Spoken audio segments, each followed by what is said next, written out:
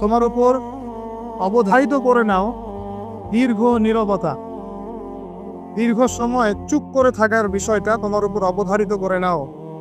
ফাইন্নাহু মাকগাদাতুন লিশ-শাইতান, কারণ এই কাজটার মধ্য দিয়ে শয়তান বিতাড়িত হয়ে যায়।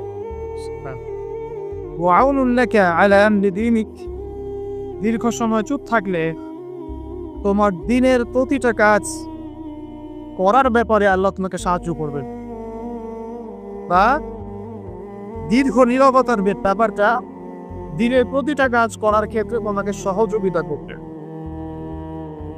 কুলতু, আমি বললাম, জিদনি ইয়া রাসূলুল্লাহ, হে আল্লাহর রাসূল সাল্লাল্লাহু আলাইহি ওয়াসাল্লাম, আমাকে আরো বাড়িয়ে দিন, আরো কিছু বলুন, আরো কিছু ওসিয়ত করুন।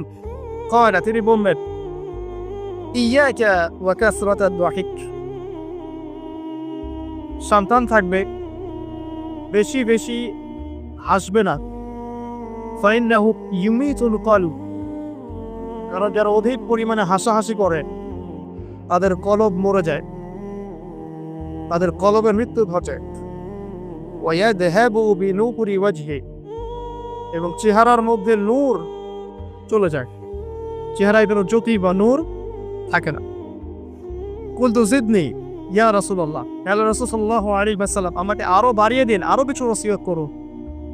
ক্বালা, এবার তিনি বললেন সাল্লাল্লাহু আলাইহি ওয়াসাল্লাম, কুলিল হাক্কা ওয়া ইন কানা মুররান, সর্বদা সত্য কথা বলবে, সত্যের উপর থাকবে যদিও এটা অন্যের কাছে তিক্ত হয়। সত্য কথা বলবে যদিও এটা তিক্ত শোনায়। কুলতু জিদনি ইয়া রাসূলুল্লাহ, তিনি বলছেন, আমি বললাম, হে আল্লাহর রাসূল, আরো বাড়িয়ে দিন আমাকে। ক্বালা, এবার নবীজি বললেন সাল্লাল্লাহু আলাইহি ওয়াসাল্লাম, লা তাখাফ ফিল্লাহি লাতমাতা লাইফ, আল্লাহর পথে কাজ করার ব্যাপারে বা আল্লাহর পথে চলার ক্ষেত্রে, আল্লাহর দ্বীন পালনের ক্ষেত্রে নিন্দুকের নিন্দার পরোয়া করবে না। আল্লাহর ব্যাপারে নিন্দুকের নিন্দার সমালোচনা পরোয়া করবে না। কুলতু জিদনি ইয়া রাসূলুল্লাহ, তিনি বললেন, আমি বললাম যে আরো বাড়িয়ে দিন হে আল্লাহর রাসূল আমার জন্য। নবী করিম সাল্লাল্লাহু আলাইহি ওয়াসাল্লাম বললেন, ক্বাল লিয়াহজুসকা আনিন নাস মা তা'লামু মিন নাফসিকি, যখন মানুষের ব্যাপারে তোমার নেগেটিভ কোনো মন্তব্য করতে হয় বা কারো ব্যাপারে যদি নিন্দা করতে চাও, এরকম ইচ্ছা জাগে মনের মধ্যে, তাহলে আগে চিন্তা করবে যে এই দোষটা তোমার মধ্যে আছে কিনা।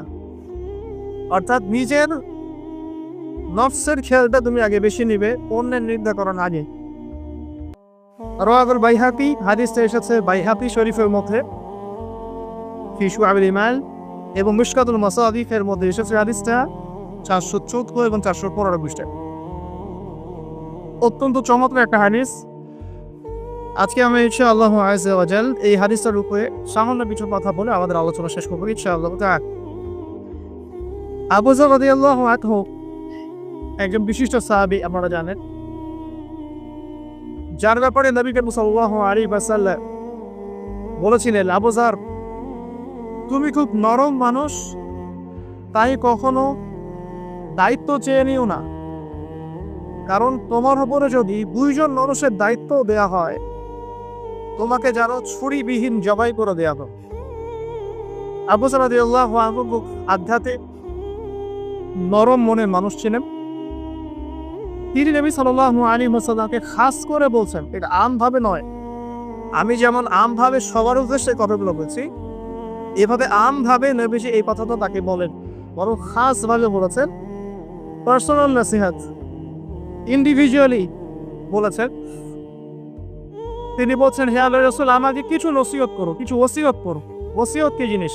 যেমন কেউ চলে যাওয়ার আগে ওসিয়ত করে, বাবা ইন্তেকাল করছে তার আগে ওসিয়ত করেন, মাকে দেখিস, হ্যাঁ, বোনদেরকে খোঁজ খবর রাখিস, সন্তানদের ব্যাপারে খোঁজ খবর রাখি, ইত্যাদি ওসিয়ত করা। মানে যে কথাগুলো আমরা অক্ষরে অক্ষরে পালন করতে চাই, প্রতিশ্রুতি ব্যক্ত করি, এরকম কথা কনভারসেশন।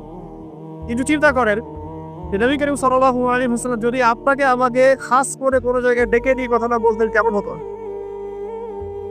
মনে করেন নবী সাল্লাল্লাহু আলাইহি ওয়াসাল্লাম জীবিত আছেন বা আমরা তো সাক্ষাৎ পেয়েছি, আর আমরা কেউ একজন আমাদের মধ্যে গিয়ে থেকে বললেন, ইয়া রাসূলুল্লাহ, আমাকে কিছু নসিহত করেন, আমাকে খাস করে কিছু ওসিয়ত করেন, তখন এই ওসিয়তগুলো স্পেশাল হবে। এবং আপনি আমি কখনোই চাইবো না জীবন চলে গেলাম এগুলোর কোনো একটা আমরা ছেড়ে দিই, তাই না?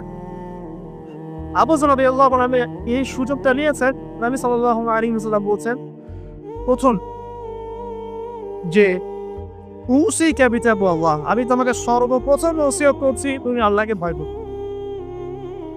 তাকওয়া কি জিনিস? নবীজি বলছেন ফাইন্নাহু আযয়ানু লিয়ামনিকা কুল্লি, এই তাকওয়াটাই সমস্ত কাজের সৌন্দর্য বর্ধন করবে তোমার জীবনে। তুমি যত কাজ করবে প্রত্যেকটা কাজ যদি আল্লাহকে ভয় করে করো, প্রত্যেকটা কাজ তোমার জীবনে সৌন্দর্য বর্ধন করবে ইনশাআল্লাহ। খুব সংক্ষিপ্ত আকারে বলতে পারি, আল্লাহ রাব্বুল আলামিনের তাওহীদের সাথে কাউকে শরীক না করা, এক কথায় আল্লাহর সাথে শিরক না করার নাম তাকওয়া। ঠিক আছে? আল্লাহ এক, আল্লাহ অদ্বিতীয়, তিনি মহাবিশ্বের স্রষ্টা, আমাদের স্রষ্টা, সৃষ্টিকর্তা, পালনকর্তা, রিজিক দাতা, জীবন মৃত্যুর মালিক, বিধান দাতা। এই প্রত্যেকটা কনসেপ্ট আল্লাহর জন্য খাস করার নাম হচ্ছে তাওফিক। আর এখানে যদি আমরা কাউকে সমকক্ষ দাঁড় করে তাহলে শিরক হয়ে যাবে। এই শিরকটা তিনভাবে হয়ে থাকে। মানুষ চিন্তার ক্ষেত্রে শিরক করতে পারে। কেউ যদি মনে করে মহাবিশ্বের কোনো স্রষ্টা নাই তাও শিরক করবে। কেউ যদি মনে করে স্রষ্টা আরও একজন আছে, একাধিক আছে, তাও শিরক করবে। কেউ যদি মনে করে যে আল্লাহ ছাড়া কেউ ইবাদত পাওয়ার যোগ্য, আল্লাহ ছাড়া অন্য কাউকে সেজদা করা যায়, নাউজুবিল্লাহ।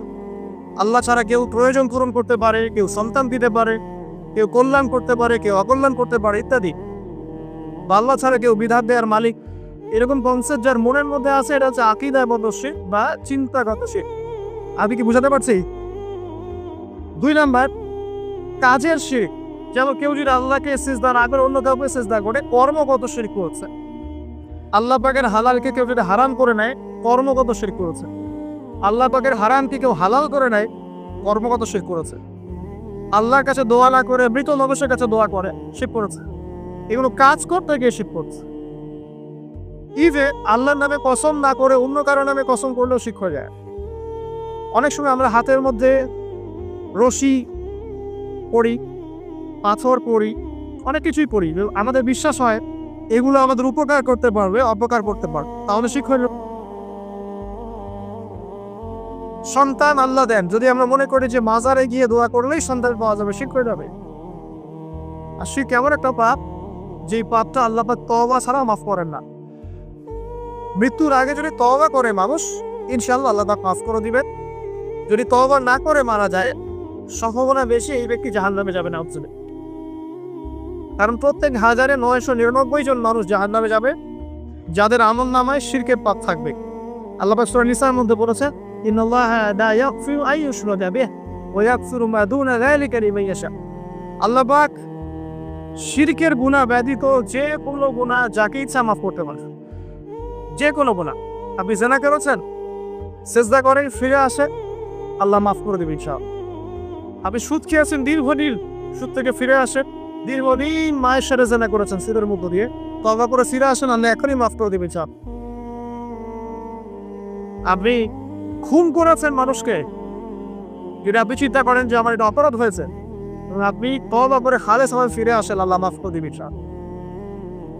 ব্যভিচার করেছেন, বিবাহিত হওয়ার পরেও জিনা করেছেন, এই ব্যক্তির কিন্তু পৃথিবীতে বাঁচার আসলে কোনো অধিকার নাই। তারপরেও যদি সে গোপনে তওবা করে ফিরে আসে রাতের অন্ধকারে, আল্লাহ চাইলে মাফ করে দিবেন ইনশাআল্লাহ। যে কোনো পাপ আল্লাহ পাক যাকে ইচ্ছা মাফ করতে পারেন, শিরক ছাড়া। শিরক যদি তওবা না করে মারা যায়, বেশিরভাগ সম্ভাবনা হচ্ছে সে জাহান্নামে যাবে। আরেকটা ডেঞ্জারাস বিষয় হচ্ছে, শিরক করে মারা গেলে কবরে মান রব্বুক উত্তর দিতে পারবে না। যারা মান রব্বুকে উত্তর দিতে পারবে, নিঃসন্দেহে তারা কখনো শিরক করে নাই, আল্লাহ পাকের তাওহীদের উপরে ছিল। আবার শিরকের অনেক কিছু বুঝি ঠিকই, আধুনিক একটা শিরক বুঝি না। আধুনিক শিরক এটা যেমন আল্লাহ পাক যা নাজিল করেছেন, এখানে যে বিধানগুলো আছে, এগুলোকে যদি কেউ ডিনাই করে বা এগুলোকে পাশ ফিরিয়ে অন্য কোনো বিধানকে বেটার মনে করে, আল্লাহর বিধানে চাইতে বেটার মনে করে বা সমকক্ষ মনে করে, এটাও শিরক। এটাও শিরক। আল্লাহ পাক কিছু হালাল করেছেন, আমরা যদি মনে করি এটা হারাম, তাহলে শিরক, এটাও শিরক। সূরা তাওবার 31 নম্বর একটা পড়ে দেখবেন ইনশাআল্লাহ। যাই হোক, তাকওয়ার প্রথম স্টেজ হচ্ছে আমাদেরকে শিরক করা যাবে না, তাওহীদে থাকতে হবে ইনশাআল্লাহ। 2 নম্বর আল্লাহ পাকের যত আদেশ আছে এগুলোকে মেনে চলার নাম তাকওয়া। ফর এক্সাম্পল সালাত, সওম, সাদাকা, হজ, উমরা, যাকাত, সত্য কথা বলা, পিতামাতার খেদমত ইত্যাদি যতগুলো আদেশ কোরআন এবং সুন্নাহর মধ্যে আছে এগুলোকে মেনে চলা তাকওয়ার পরিচয়। 3 নাম্বার, আল্লাহ পাকের যত নিষেধ আছে এই সমস্ত নিষেধগুলোকে বর্জন করার নামও তাকওয়া। শুধু আদেশ মানলাম, নিষেধ বর্জন করলাম, এটা আসলে প্রকৃত তাকওয়ার পরিচয় নয়। আজকে আমরা মাশাআল্লাহ সবাই সালাত করেছি, কালকে সকালে যদি আমরা সুদি লেনদেন করি আমার মধ্যে তাকওয়া আসলে নাই। আমি ধর্মীয় জীবনে পাক্কা মুসল্লি হলেও অর্থনৈতিক জীবনে পাক্কা সুদখোর থেকে গেছে। এই অবস্থা যদি তওবা না করে মারা যায়, মায়ের সাথে জেনার অপরাধ নিয়ে কিয়ামতের মাঠে উঠবে ইনশাআল্লাহ। এটা আমার কথা না, নবী সাল্লাল্লাহু আলাইহি ওয়াসাল্লাম বলেছেন, সহিহ বুখারীর হাদিস। যে কোনো আলেমকে জিজ্ঞাসা করবেন, যে কোনো মাদ্রাসায় যাবে, যে কোনো প্রকাশনী বুখারী শরীফ এর লাগে না হাদিসটা পাবে, যে ব্যক্তি 1 দিরহাম সুদ খেলো সে যেন 36 বার জেনা করবে।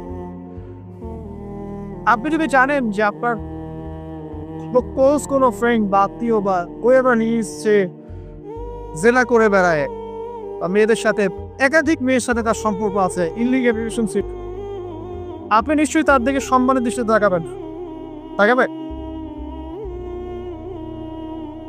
রাফেল সামান এমন একটা যুগ যেখানে সুদ থেকে বাঁচা সো ভেরি ডিফিকাল্ট।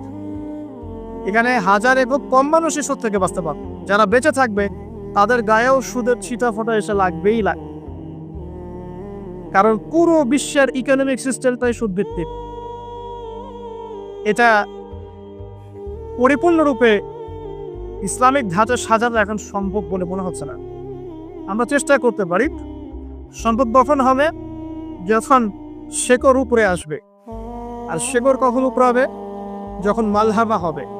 আর মালহামা কখন হবে? যখন মদিনার গুরুত্ব কমে যাবে এবং গুরুত্ব বেড়ে যাবে। আর যখন আসবেন, ঈসা ইবনে মারইয়াম আসবেন, তখন পৃথিবীতে ইনশাআল্লাহ আযজা ওয়া জাল ইসলাম ব্যতীত কিছুই বাকি থাকবে না। তখন ইনশাআল্লাহ তাআলা উপরের লেভেল থেকে সুদ বলতে কিছু থাকবে না। তবে এখন কি করবে? ফাত্তাকুল্লাহা মাসতাতা'তুম, এখন এতটুকু করবেন, ফাত্তাকুল্লাহা মাসতাতা'তুম, তোমরা সাধ্যমতো আল্লাহকে ভয় করো। আপনার সাথে যতটুকু কুলায় এতটুকু আপনি দূরে থাকবেন। পারতে পক্ষে চেষ্টা করবেন সুদ যেন আপনার গায়ে না লাগে। আল্লাহ পাক বোঝার তৌফিক দান করুন, আমিন। বলছিলাম আল্লাহ পাকের নিষেধগুলোকে বর্জন করার নাম তাকওয়া। নামাজ পড়ছি, রোজা রাখছি, যাকাত দিচ্ছি না, এদিকে সুদ খাচ্ছি, হারাম রিলেশনশিপে আছি, বা পরকীয়ায় লিপ্ত আছি, বা মানুষের সম্পদের অধিকার দিচ্ছি না, ব্যবসা করছি। আর ব্যবসা যারা করি আমরা বেশিরভাগই মিথ্যা কথা বলি। আমরা ব্যবসা যারা করি ম্যাক্সিমাম মিথ্যা কথা বলি, মিথ্যা কসম করি। এবং আমাদের এই মিথ্যা কসম ও প্রতারণার কারণে জালেম শাসকের শাসন চাপিয়ে দেওয়া হয় আল্লাহর পক্ষ থেকে।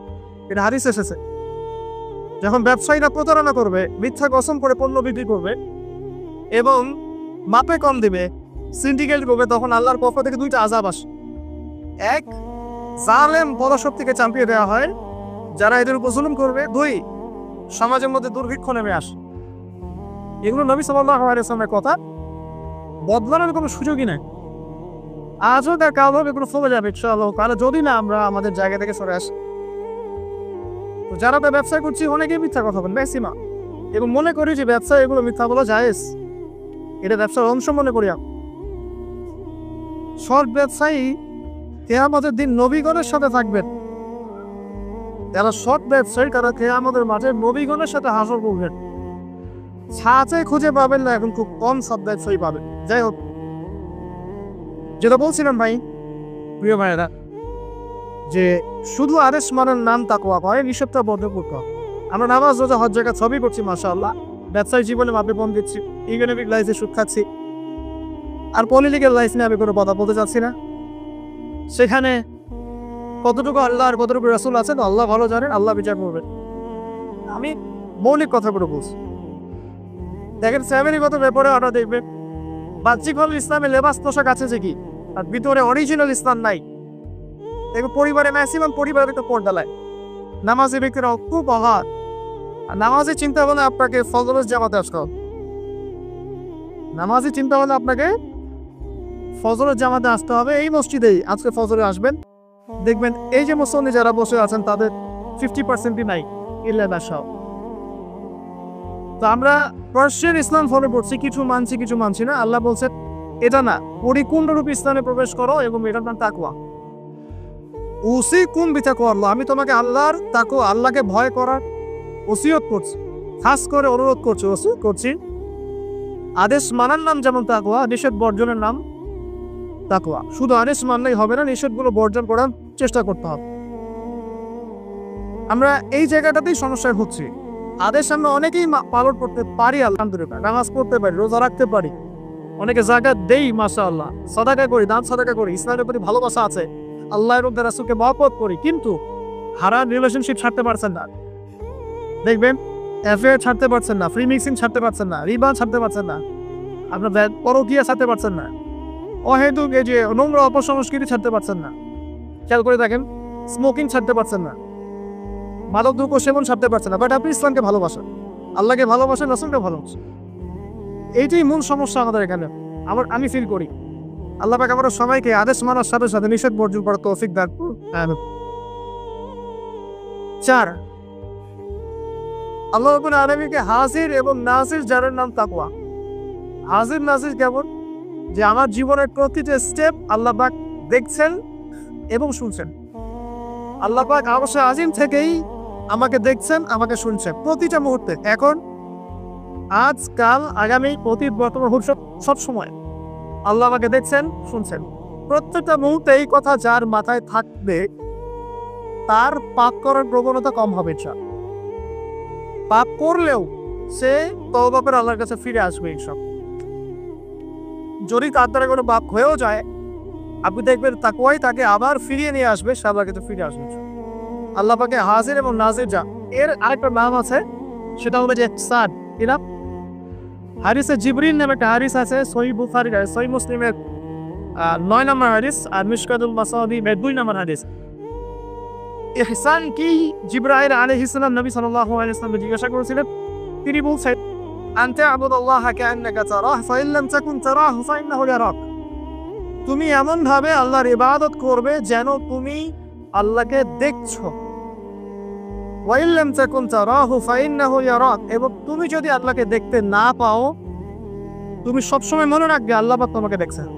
এই কনসেপ্টটার নাম হচ্ছে ইহসান, যেটা আমাকে তাকওয়া দিবে। ইচ্ছা ইহসান থাকে আমলের মধ্যে। নামাজ পড়ছি, দেখবেন আমাদের মনোযোগ বেশিরভাগই দিকে থাকে না। আল্লাহ ভালো জানে, আমি আপনাদের পার্সোনাল ব্যাপারে ইন্টারফেয়ার করতে চাচ্ছি না, বাট আমার মনে হয় বেশিরভাগ মানুষই থাকে, কারণ বেশিরভাগ মানুষই তো নামাজে যা পড়ছি তার অর্থ জানি না। যখন আপনার সন্তান অসুস্থ হয়েছিল, আপনি হাত উঁচু করে আল্লাহর কাছে কান্নাকাটি করেছেন, তখন আপনার চোখ দিয়ে পানি পড়েছে, কারণ আপনি যা চেয়েছে ফিল করে বলেছেন আল্লাহর কাছে, আপনার চোখ দিয়ে পানি পড়েছে। কতদিন আপনি নামাজ সেজদায় কাঁদতে পেরেছেন? আমি কাঁদতে পেরেছি, ভাবতে হবে। কাঁদতে না পারার কারণ কি? কারণ হচ্ছে আমি নামাজে যা বই তার কিছুই বুঝি না। আমার কাছে নামাজ একটা ফিজিক্যাল এক্সারসাইজের মতো হয়ে গেছে। সরি ফর মাই ল্যাঙ্গুয়েজ, আমি কোনো কিছুকে অবমাননা করতে যাচ্ছি না, অনেক ব্যাপারটা এরকমই হয়ে গেছে।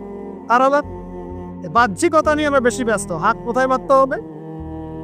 নাভির নিচে না বুকে? তারপরে রফুল এদের করতে হবে কি না, পাইব লাগাবো কি লাগাবো না, আমি জোরে না আসছে, বাহ্যিক বিষয় নিয়ে বেশি ব্যস্ত। রুহানিয়াত, যেটা নামাজের ভিতরে রুহ বা আত্মা, ইহসান, মনোযোগ, আল্লাহর সাথে কতটুকু আমি কমিউনিকেট করতে পারলাম, মনের কথা কতটুকু আল্লাহর কাছে ব্যক্ত করতে পারলাম, নামাজে আমি কতটুকু আল্লাহকে ফিল করতে পারলাম, এটা খুব বেশি আলোচনা হয়। অথচ কোনটা মৌলিক বিষয় বলে দেখি? নামাজের এই মারেফতটা কি মূল না? আধ্যাত্মিকতাটাই মূল। আর বাহ্যিক বিষয়গুলো তো আল্লাহ পাক দেখছেন, নেগিয়ে দিবেন ইনশাআল্লাহ। তো এই যে প্রাণহীন ইবাদত হচ্ছে, রোজা রাখছি, রোজার মর্ম বুঝতে পারছি না। হজ করে আসলো, হাজি সাহেব টাইটেল হলো ঠিকই, হজের মূল মর্ম ইব্রাহিমের চেতনা সে শিখে আসতে পাবো।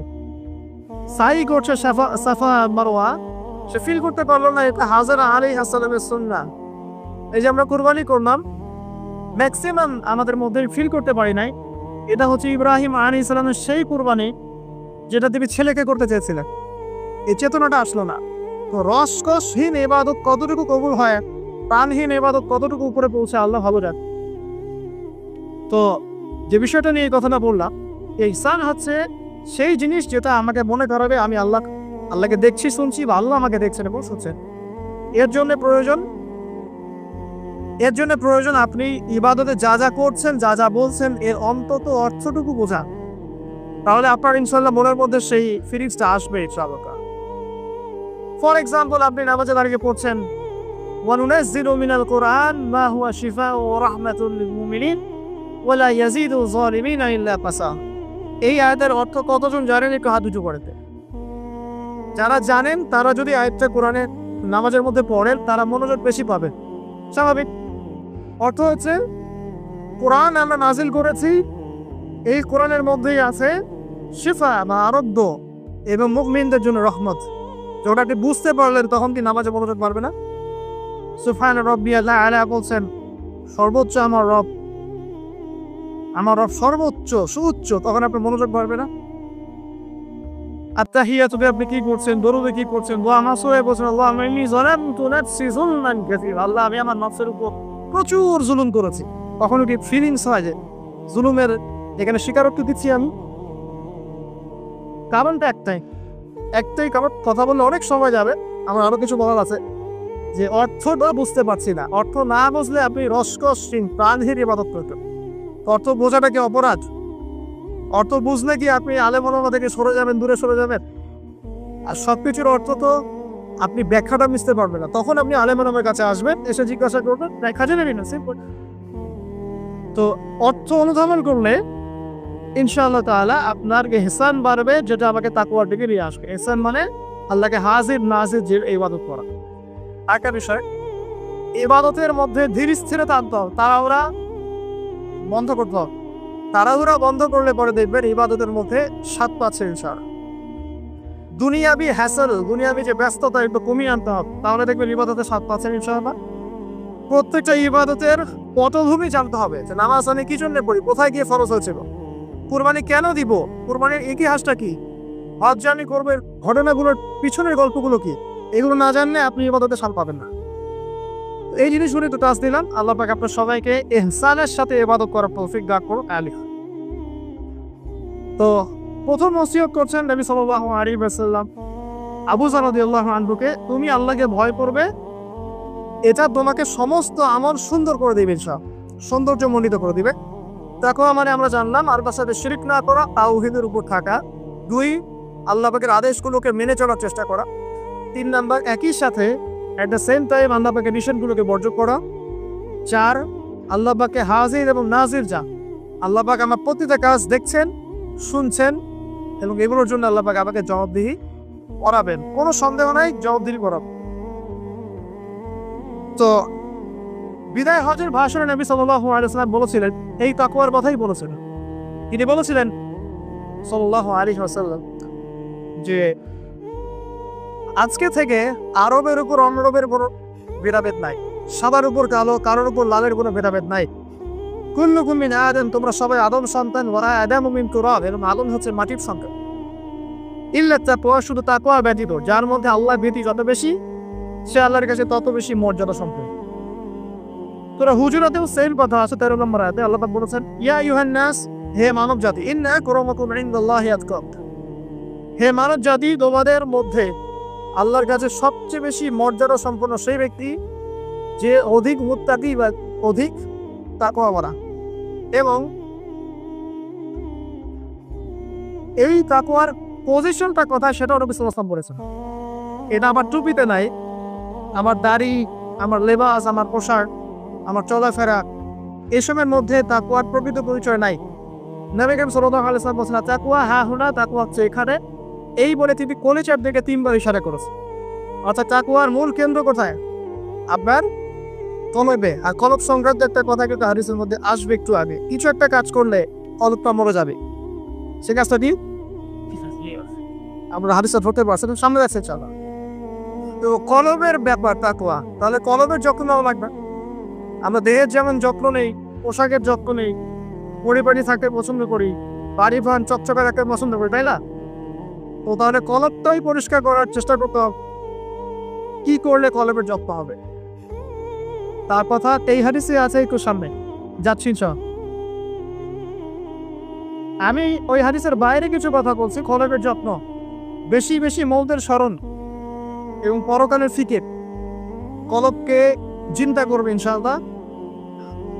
মনের মধ্যে কোনো প্রকার রিয়া অহংকার রাখা যাবে না, কলব জীবিত হবে ইনশাআল্লাহ। কারো প্রতি হিংসা বিদ্বেষ পোষণ করবেন না, কলব জিন্দা থাকবে ইনশাআল্লাহ। মানব সেবামূলক যে কাজগুলো আছে, ফর এক্সাম্পল এতিমের দেখাশোনা করা, বিধবাদের খোঁজ খবর নেয়া, মিসকিনের পাশে দাঁড়ানো, এই কাজগুলো করলে কলব জিন্দা হয়, কলবের মধ্যে নূর আসে, সাকিনা আসে। কলব পরিষ্কার না করে যতই দাড়ি টুপি পাগড়ি জুব্বা পরি না কেন, আদতে কোনো লাভ হবে না। আল্লামা তকিউসমানি হাফিজাহুল্লাহর তাসাউস এবং তাসকিয়া ওইটা করতে পারেন, এখানে ডিটেইলস এই বিষয়ে জানতে পারবেন ইনশাআল্লাহ। সামনে যাই।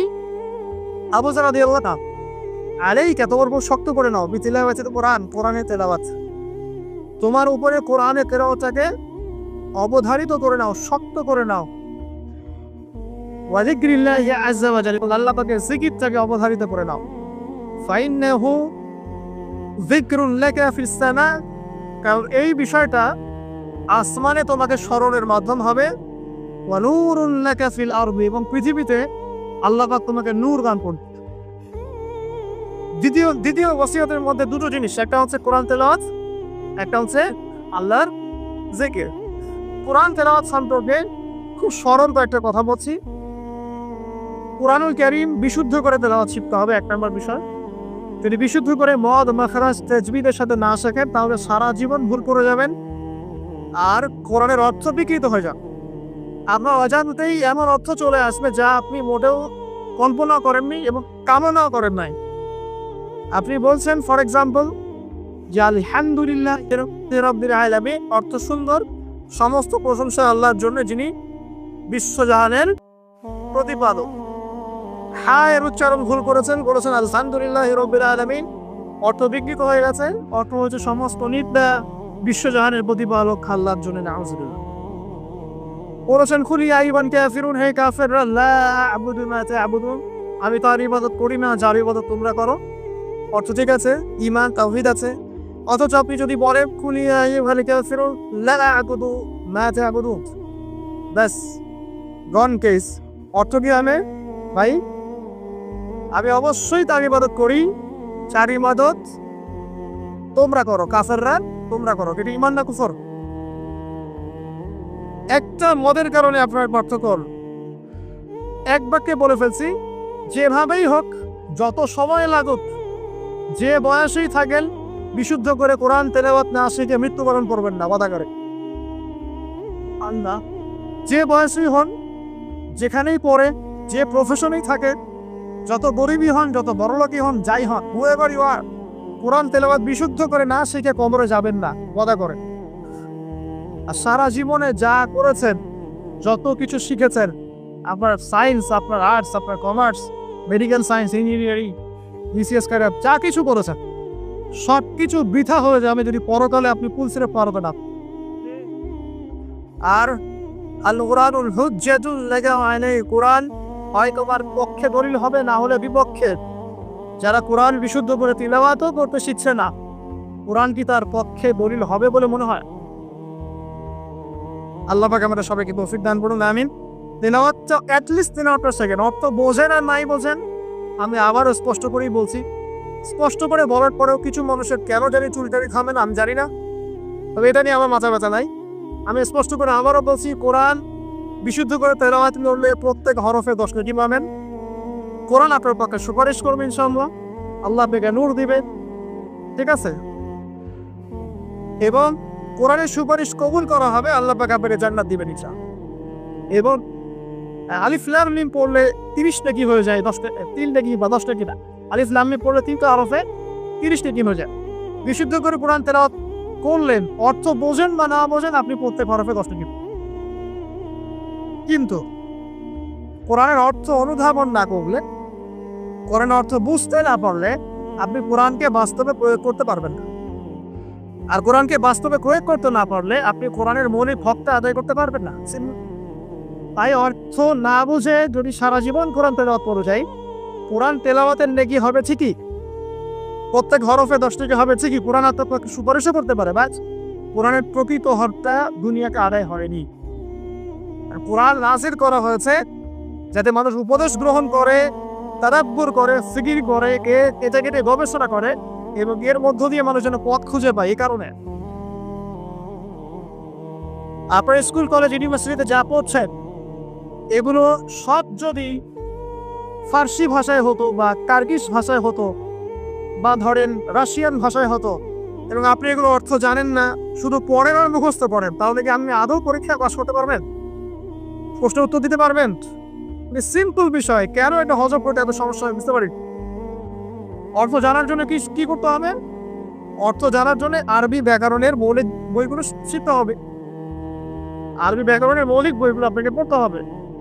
মাদ্রাসায় যেটা হবে, মাদ্রাসার যে আলেম ওলামারা আছেন তাদের কাছে পড়ে থাকতে হবে, আরবি ভাষা শিখতে হবে। এইগুলো যদি খুব ডিফিকাল্ট মনে হয় সেক্ষেত্রে আপনি কমপক্ষে একটা বিশুদ্ধ তাফসীর কিনবেন, কিনে আপনি কোরআন নিয়মিত অর্থ সহ পড়বেন। তবে এতটুকু পড়াশোনা করে কখনো নিজেকে মুফতি ভাববেন না, ফতোয়াবাজি শুরু করুন। এটা গুরুত্বপূর্ণ নসিহত, কারণ অনেকে আবার অর্থ পড়ে ফতোয়া দেওয়া শুরু করে। একজন কোরআন পড়ে আমাকে বলেছিল, কোরআনে তো 5 ওয়াক্ত নামাজই পেলাম না, 2 ওয়াক্ত নামাজ পাচ্ছি। এই যে ফজর, জোহর, আসর, মাগরিব, ইশা সিরিয়ালে কোথাও দেওয়াই নাই, কেন নামাজ পড়ি? একজন কোরআন পড়েই বলছে, অর্থ করেই বলছে যে কোরআনে তো হাদিস মানার কোনো দলিল পেলাম না, কোরআনে কোথাও বলা হয়নি যে হাদিস মানো, এরকম বলছে। আমি যে প্রথমে কায়াত তেলাওয়াত পড়লাম, ওয়ামা আতাকুমুর রাসূলু ফাখুযুহু, রাসূল সাল্লাল্লাহু আলাইহি ওয়াসাল্লাম যা দিয়েছেন তা গ্রহণ কর, সূরা তাওবা, সূরা হাশরে 7 নম্বর আয়াত। ওয়ামা নাহাকুম আনহু ফারতাবু, এবং রাসূল যা থেকে নিষেধ করেছেন তা থেকে, তো এই রাসূলের আদেশ নিষেধ মানার জন্য হাদিস লাগবে না? তাহলে কোরআন পড়ে হাদিসে গরিব না পাওয়ার কারণ কি? কারণ সে খালি কাট পেস্ট প্রোটেস্ট্যান্ট ভার্সনে কোরআন পড়ছে, অর্থটা তাফসীরটা সে ঘেটে দেখে নেয়। অর্থ পড়েন উৎসাহিত করছি, তবে ফতোয়াবাজি করতে যাবেন না। আপনি যেটা বুঝবেন না আলেম ওলামার কাছে গিয়ে অবশ্যই জিজ্ঞাসা করে অর্থ ব্যাখ্যা জেনে নিন। ফাসআলুহু আহলা যিকরি ইন কুনতুম লা তা'লামুন, তোমরা জ্ঞানী থেকে জিজ্ঞাসা করবে যদি সে বিষয়ে তোমাদের জ্ঞান না থাকে। তো আবু যর রাদিয়াল্লাহু আনহু নবী সাল্লাল্লাহু আলাইহি ওয়াসাল্লাম বলেছেন, তিলাওয়াত, কোরআন তেলাওয়াতটাকে ওয়াজিব করে নাও নিজের উপরে। তো আমরা কি কমপক্ষে প্রতিদিন একটা করে সূরা পড়তে পারি না ভাই?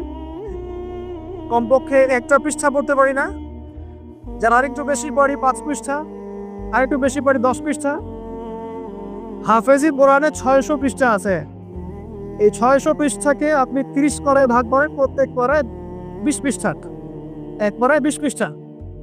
তো আমি সকালবেলা ঘুম থেকে উঠে কি অর্ধেক পারা করে পড়তে পারি 10 পৃষ্ঠা? যারা একটু ভালো জোরে পড়তে পারি, ফ্লুয়েন্সি আছে, তারা 1 পারা করে পড়তে পারি। প্রতিদিন 1 পারা করে পড়লে প্রতি মাসে আপনি একটা করে খতম নিতে পারবেন। আচ্ছা, না পড়ে প্রতিদিন 10 পৃষ্ঠা করে যদি পড়ে তাহলে 2 মাসে একটা খতম করা যাবে? তাও না পারে, প্রতিদিন 5 পৃষ্ঠা করে পড়ে 4 মাসে একটা খতম হবে, বছরে 3টে খতম। কম নাকি? অনেক। এতটুকু যদি করেন আলহামদুলিল্লাহ। কোরআন গবেষণা আসার আগে আপনাকে আগে তিলাওয়াত বিশুদ্ধ করে করা শিখতে হবে এবং নিয়মিত তেলাওয়াত করতে হবে, তারপরে গবেষণার বুঝ আল্লাহ পাকের পক্ষ থেকে আসবে। এত সহজে আসবে না। আল্লাহ আমাদেরকে নিয়মিত কোরআন তেলাওয়াত করার তৌফিক দান করুন, আমিন। অনেক কোর্সও এখন বের হয়েছে যেগুলোর মধ্য দিয়ে খুব সহজেই কোরআনের অর্থ আপনি শিখতে পারেন। আপনি আরবি ব্যাকরণ শিখতে পারেন, আরবি ভাষা শিখতে পারেন, কোরআনিক গ্রামার শিখতে পারেন, বা বিশুদ্ধ করে মদ মাখরাজের সাথে কোরআন শিখতে পারেন। অনলাইনেও আছে, অফলাইনেও আছে। কিভাবে শিখবেন আমি জানি না, কার কাছে যাবেন আমি জানি না। এতটুকু জানি, আমি আপনাকে ওসিয়ত করতে চাই যে মৃত্যুর আগে কমপক্ষে একটা বার কোরআনটা অর্থ সহ পড়েন, আর অবশ্যই বিশুদ্ধ করে কোরআন তেলাওয়াত করতে শেখেন। আপনি যে বয়সেরই হন, যে পেশারই হন, আর যেখানকার মানুষই হন, আল্লাহ পাক তৌফিক দেন। আরেকটা বলা হয়েছে ওয়া যিকরুল্লাহি আযজা ওয়া জাল, এবং আল্লাহ পাকের জিকির, এই দুটো পড়লে আসমানে তোমাকে স্মরণ করা হবে এবং জমিনে আল্লাহ পাক তোমাকে নূর দিবেন। আল্লাহ জিকির কি? আল্লাহকে স্মরণ করা। সবচেয়ে সেরা জিকির নামাজ। সবচেয়ে সেরা জিকির কি? নামাজ। তারপরে সেরা জিকির কোরআন তেলাওয়াত। কোরআনকে আল্লাহ পাক জিকির বলেছেন, ইন্না নাহনু নাযালনা যিকরা ওয়া ইন্না লাহু লাহাফিজুন। আমি কোরআনকে বা এই জিকিরকে নাযিল করেছি, আমি এটা হেফাজত করব ইনশাআল্লাহ। এছাড়া জিকির বলতে আমরা আসলে যা বুঝি এগুলো খুব শর্ট করে বললে প্রত্যেক দিন কিছু মাসনুন দোয়া কালাম আছে যেগুলো পড়লে আপনার জিকিরের হকটা আদায় করা যাবে। খুব সহজ, 100 বার সুবহানাল্লাহ পড়লে 1000 নেকি হবে, পাওয়া যাবে না? এটা আপনি ড্রাইভ করতে করতে করতে পারেন, হাঁটতে চলতে করতে পারেন, মা বোনরা রান্না বান্না করতে করতে করতে পারেন। এটার জন্য আলাদা করে ওযু করে বসতে হবে জরুরি না, ওযু শর্তও না। আপনি চলতে ফিরতে কাজটা করতে পারেন, ইস্তেঞ্জা করা বাদ দিয়ে ওখানে বসে বসে আবার এটা করেন, ঠিক আছে? ওকে, 100 বার আলহামদুলিল্লাহ পড়া যাবে না, 100 বার আল্লাহু আকবার পড়া যাবে না, লা ইলাহা ইল্লাল্লাহ 100 বার পড়া যাবে না। খুব সহজ। বা সকালবেলা অ্যাটলিস্ট আপনি একটা বার পড়লেন আয়াতুল কুরসি, একবার পড়লেন সাইয়্যিদুল ইস্তিগফার, সাইয়্যিদুল ইস্তিগফার একবার পড়লে ওই দিন যদি সে ব্যক্তি মারা যায় তাহলে জান্নাত। মাগরিবের ওয়াক্তে পড়ে ফজর হওয়ার আগে যদি মারা যায় জান্নাত ইনশাআল্লাহ। এরকম অনেক দোয়া আছে। আউযু বিকালিমাতিল্লাহি তাম্মাতি মিন শাররি মা খালাক পড়বেন ইনশাআল্লাহ। কোনো অদৃশ্য দৃশ্যের অনিষ্ট আপনাকে স্পর্শ করবে না ইনশাআল্লাহ। জিন ভূত, জিন শয়তান, জাদু টোনা, চোখ লাগা বদবদে কোনো কিছুই কাজ করবে না ইনশাআল্লাহ। এগুলো নিয়ে এখন অনেক রোগী দেখে না, জিনগ্রস্ত রোগী, সেহেরের রোগী, মাজনুন হয়ে যাচ্ছে, পাগল, মেন্টালি ডিপ্রেসড, মানসিক। এখন তো বেশিরভাগ মানুষ মানসিক রোগী, ফিজিক্যাল রোগী কম, মানসিক রোগী বেশি। এমন এমন এমন জেনারেশন তৈরি হচ্ছে, এরা ক্রেজি, এরা হচ্ছে মানসিকভাবে বিকলাঙ্গ। পরীক্ষা করতে চান, সবার হাত থেকে স্মার্টফোন কেড়ে নেন, ইন্টারনেট কানেকশন বন্ধ করে গ্রামে পাঠিয়ে দেয়, 1 মাসের মধ্যে সব পাগল হয়ে গেছে, ফিরে আসে পাগল হয়ে যাবে। ইন্টারনেট কানেকশন নাই, স্মার্টফোন নাই, দেখবেন পাগল ক্রেজি হয়ে যাবে। যাই হোক, আল্লাহ পাক আমাদের কি হেফাজত করুন। জিকির বাড়িয়ে দেন। একটা জিকির আছে, সুবহানাল্লাহি ওয়া বিহামদিহি আদাদা খালকিহি ওয়া রিদা নাফসিহি ওয়া জিনাতা আরশিহি ওয়া মিদাদা কালিমাতিহি। যে ব্যক্তি এটা 3 বার পড়বে, ফজরের পর থেকে নিয়ে সূর্য ওঠা পর্যন্ত বসে বসে যদি আল্লাহ জিকির করতেন, যে নাকি হতো এতটুকু পড়লে সে নাকি হয়ে যেত। আপনি যদি প্রতিদিন হজ করতে চান, উমরা করতে চান, ইশরাকের নামাজ পড়বেন জামাতে ফজর পড়ার পর, একটা হজ একটা উমরা নাকি পাবেন। আর অনেক জিকির আছে, আমি শর্ট করে বলে দিই। হিসনুল মুসলিম একটা বই আছে, কি নাম? হিসনুল মুসলিম। এই বইয়ের মধ্যে সব জিকির দেয়া আছে, বিশুদ্ধ সনদে আছে, কোনো সমস্যা নেই। এই জিকির আজকারগুলো বাড়িয়ে রাখ। আল্লাহ পাক বসকারটাই পরকালের অস্তিত্ব আপনাকে বোঝাচ্ছে, এবং আল্লাহ পাক যে টাইম ফ্রেমের ঊর্ধ্বে অবস্থান করছেন এটা আমাদেরকে বোঝাচ্ছে। এটার হাদিসও আছে, যা আবিষ্কার করা হয়েছে প্রথম আসমানের বিষয়, এরকম আরো 2, 3, 4, 5, 7টা আসমান আছে, এবং সপ্তম আসমানের উপরে আছে মহাসাগর, তার উপর আছে কুরসি, তার উপর আরশে আজিম, তার উপরে আল্লাহ রাব্বুল আলামিন। আল্লাহ পাক এই টাইম ফ্রেমের ঊর্ধ্বে, আল্লাহ পাকের কাছে সবই অতীত, সবই বর্তমান, সবই ভবিষ্যৎ, এগুলো ঊর্ধ্বে আল্লাহ পাক। অতীত, বর্তমান, ভবিষ্যৎ আল্লাহ পাককে গ্রাস করতে পারে না। আল্লাহ পাক এগুলো ঊর্ধ্বে আছে। অনেক ব্যাপার আছে, ইনশাআল্লাহ এটা নিয়ে আমি পরে কথা বলবো আজকে। তো যাই হোক, আসমানে আপনাকে স্মরণ করা হবে, তার মানে আসমানেও আল্লাহ পাকের সৃষ্টি আছে যারা আপনাকে স্মরণ করবে। আল্লাহ পাক আপনি স্মরণ করবেন ইনশাআল্লাহ। এবং পৃথিবীতে আপনাকে নূর দেওয়া হবে। নূর মানে কি? আলো। আলো তখন লাগে যখন অন্ধকার দূর করতে হয়, এই তো অন্ধকার দূর করতে আলো লাগে। পৃথিবীতে অন্ধকার আছে?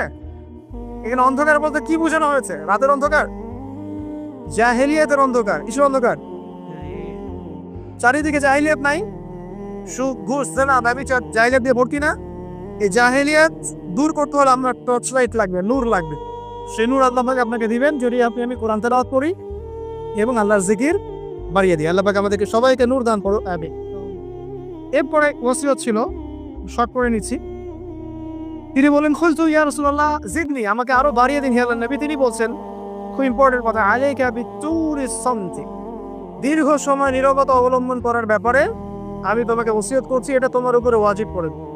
দীর্ঘ সময় চুপ করে থাকাটা মারেফাতের পরিচয়। যখন আপনি চুপচাপ থাকবেন, খুব বেশি কথা বলবেন না, বেশি অপ্রয়োজনীয় কথা বলবেন না, প্রয়োজনীয় কথা বলবেন, আল্লাহর পক্ষ থেকে আপনার কলবের উপরে ইলম আসবে, ইলমে লাদুন্নি আল্লাহর পক্ষ থেকে আসবে ইনশাআল্লাহ। দেখবেন ঠান্ডা মাথায় চিন্তা করলে সুন্দর গোছানো চিন্তা করা যায় না, এলোমেলো হবে না চিন্তাগুলো তো। এবং যদি আমরা বেশি ব্যস্ত থাকি, বেশি কথা বলি, তখন কিন্তু চিন্তাগুলো এলোমেলো হয়ে যায়। এটা বলা হচ্ছে প্রয়োজনীয় বিষয়গুলোর ক্ষেত্রেও কথার ক্ষেত্রে সতর্কতা অবলম্বন। তাহলে অপ্রয়োজনীয় যে কথাগুলো আছে, যে গীবত, পরনিন্দা, পরচর্চা, অহেতুক মিউজিক শোনা বা অহেতুক কাব্য চর্চা, অহেতুক উপন্যাস, এগুলোর কি মূল কথা দাও? যখন প্রয়োজনীয় ক্ষেত্রে আল্লাহ পাক বলছেন আলাইকা বিতুল ইসলামতি, তোমার উপরে দীর্ঘ নীরবতাকে ওয়াজিব করে নাও। তাহলে অপ্রয়োজনীয় গান গল্প আড্ডাবাজি, যে আমরা চায়ের দোকানে করছি, ক্যারাম খেলতে খেলতে করছি, লুডো খেলতে খেলতে করছি, অহেতুক আড্ডাবাজি করছি, ফ্রেন্ড সার্কেল একত্রিত হলে অনেক অহেতুক গল্প হয়ে যায়। এবং বেশিরভাগ গল্পের ক্ষেত্রে হয় গীবত বা রিয়া বা আত্মপ্রদর্শন, তাই না, বা সমালোচনা। আর বাই দ্য ওয়ে, জাতি হিসেবে আমরা খুব বাচাল জাতি। আর আমরা কাজের চেয়ে কথা বলতে বেশি পছন্দ করি।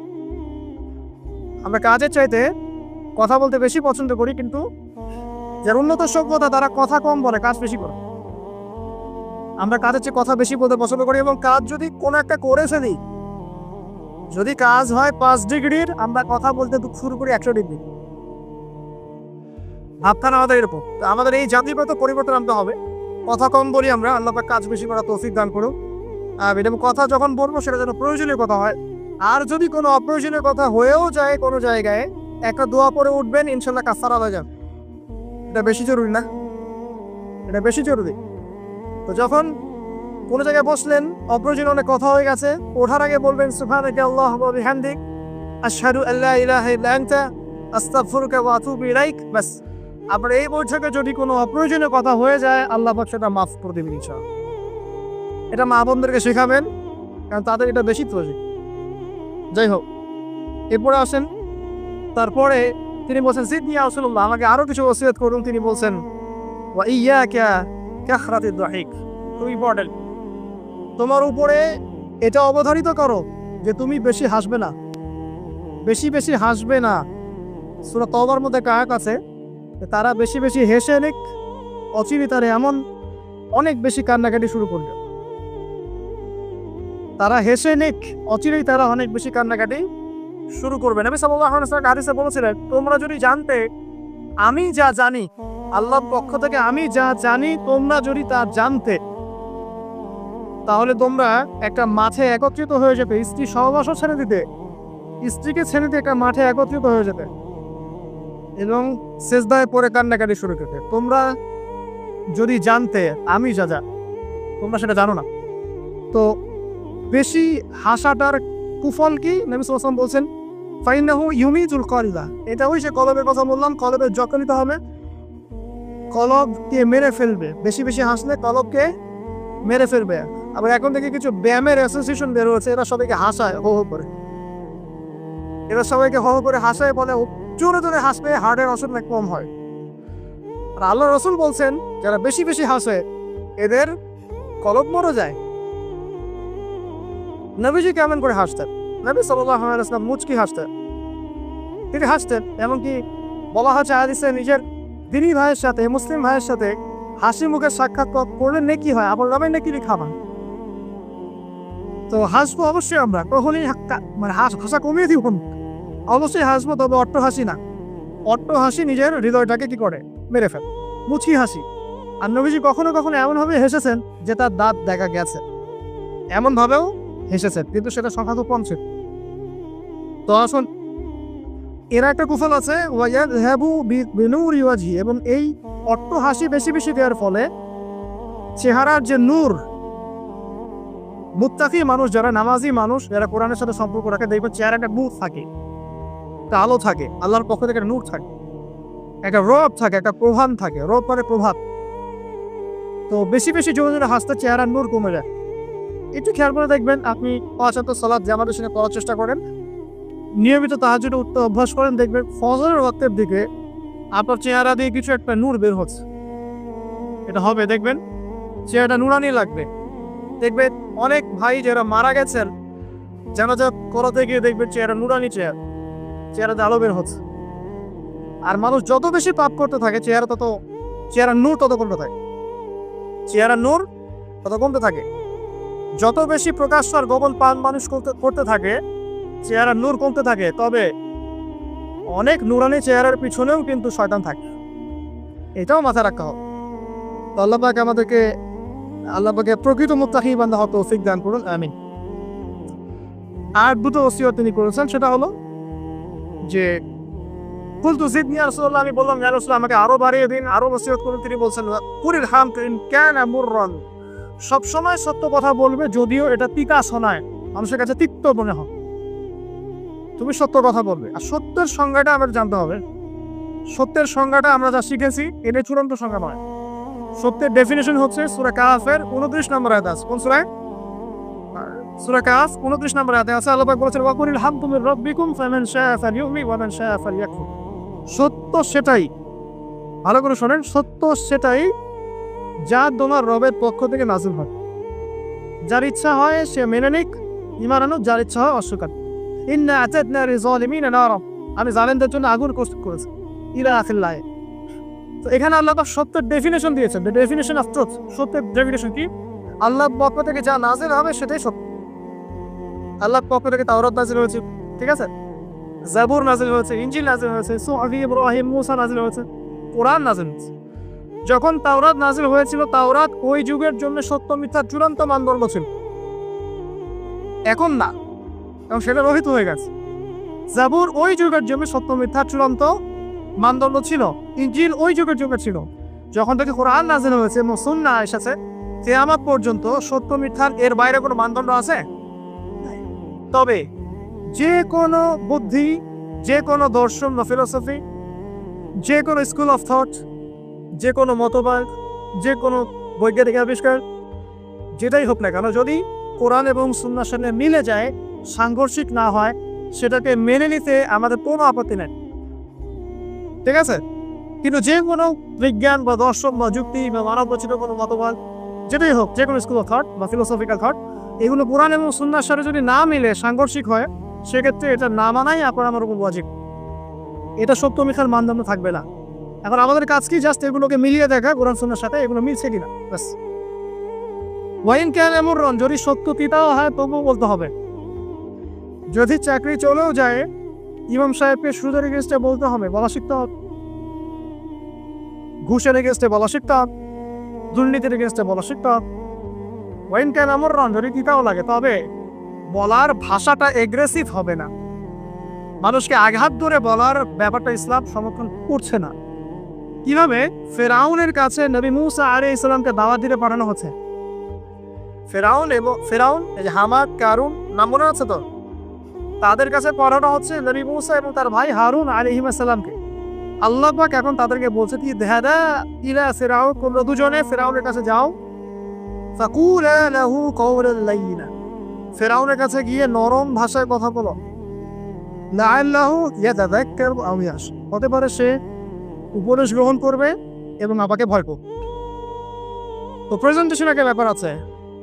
আল্লাহ নবী মুহাম্মদ সাল্লাল্লাহু আলাইহি ওয়াসাল্লামকে বলছেন যে উদউ ইলা সাবিলি রাব্বিকা বিল হিকমা, তুমি তোমার রবের দিকে মানুষকে ডাকো প্রজ্ঞার সাথে, ওয়া মাউইযাতিন হাসানা, এবং উত্তম উপদেশের সাথে, রুড ভাবে না, এগ্রেসিভলি না, আর চরম পন্থার প্রয়োগ করে নয়, এমনভাবে যাতে করে সত্যটা উপস্থাপিত হয় এবং আপনার ভাষা উপস্থাপনা, এক্সপ্রেশন এবং অ্যাটিটিউডটা এগ্রেসিভ করে নাও, ঠিক আছে। এই বিষয়টা খেয়াল রাখা উচিত আমাদের। আমরা যারা ওয়াইজ বা বক্তা বা খতিব বা দায়ী আছি, মানুষকে আঘাত করে কথা বলে আসলে ফায়দা খুব একটা হয় না।